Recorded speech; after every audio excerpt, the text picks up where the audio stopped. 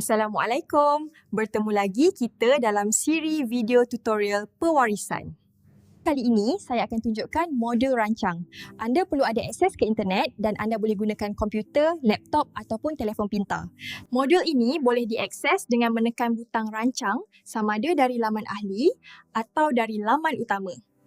Jika anda belum berdaftar, anda perlu masukkan beberapa maklumat awal dan nombor telefon bimbit, anda akan terus didaftarkan. Jangan risau, tiada bayaran dikenakan untuk perkhidmatan ini. Apabila anda klik ke butang rancang pewarisan, anda akan dipaparkan dengan skrin berikut. Ada 3 bahagian untuk dipenuhi yang akan memudahkan urusan waris bila masanya nanti. Setiap bahagian ada butang info yang menjelaskan fungsi dokumen tersebut. Bahagian 1 adalah untuk menyediakan dokumen yang waris buka pada hari kematian.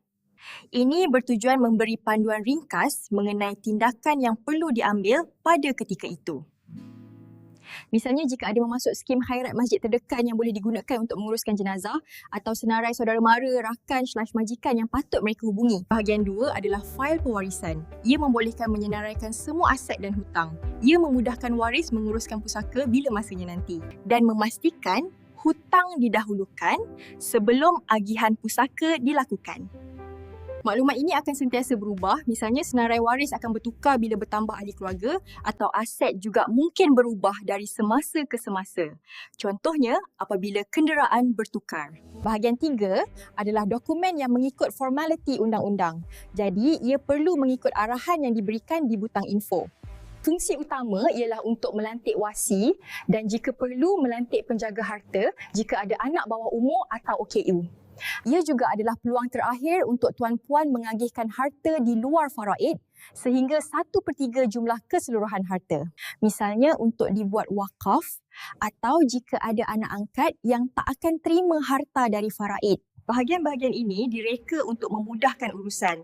Cuma bahagian 3 sahaja yang memerlukan ditandatangani dengan saksi-saksi yang sah. Ini membolehkan tuan-puan terus ubah bahagian 1 dan 2 tanpa perlu dapatkan tanda tangan saksi lagi.